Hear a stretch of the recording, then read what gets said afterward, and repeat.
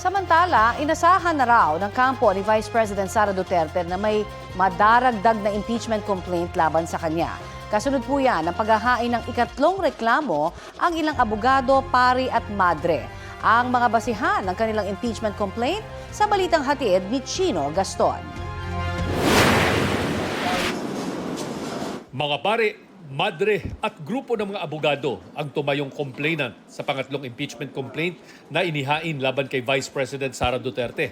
Isa rin sila sa mga grupong naghain ng impeachment complaint laban kay Duterte noong December 2024. Pero na-archive ang kanilang reklamo nang maghain ng sariling complaint ang 1/3 ng kabuuang miyembro ng Kamara noong Pebrero ng nakaraang taon. Pareho pa rin ang grounds for impeachment na isinusulong nila laban sa bise. Culpable violations of the Constitution, betrayal of public trust, graft and corruption, and other high crimes. Nakabase ito sa umano'y maling paggamit ng confidential funds ng Office of the Vice President noong 2022 at 2023 at Department of Education noong 2023. Umano'y panunuhol sa mga opisyal ng DepEd, pagkontrata sa isang gunman para umano'y ipapatay ang Pangulo, First Lady at dating House Speaker, hindi pagdeklara ng lahat ng kanyang mga ari-arian sa kanyang salin at pagsusulong ng political destabilization at sedisyon.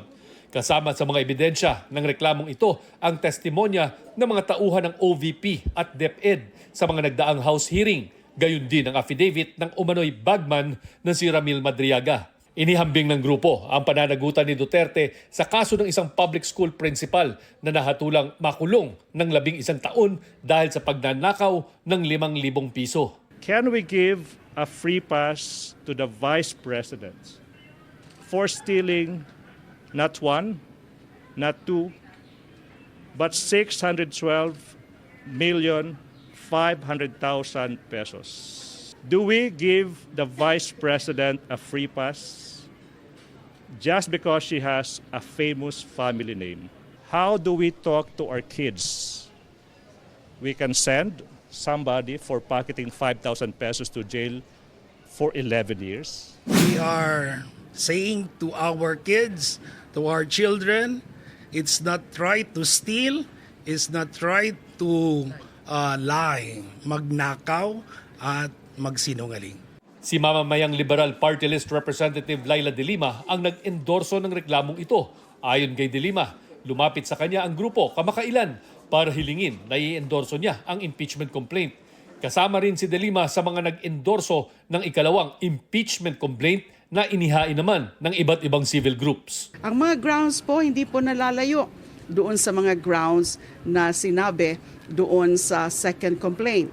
Hindi rin po ito lumalayo o nalalayo doon sa pinakamismong grounds ginamit ng more than 1/3 of the House of Representatives last year in endorsing and adopting articles of impeachment and transmitting the same to the Senate.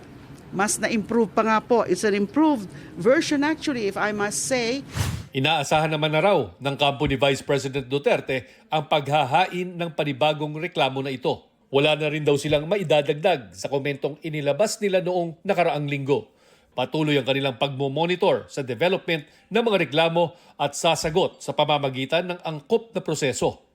Ang naunang 2 impeachment complaint laban kay Duterte na itransmit na sa tanggapan ni House Speaker Bogie D. Chino Gaston nagbabalita para sa GMA Integrated News.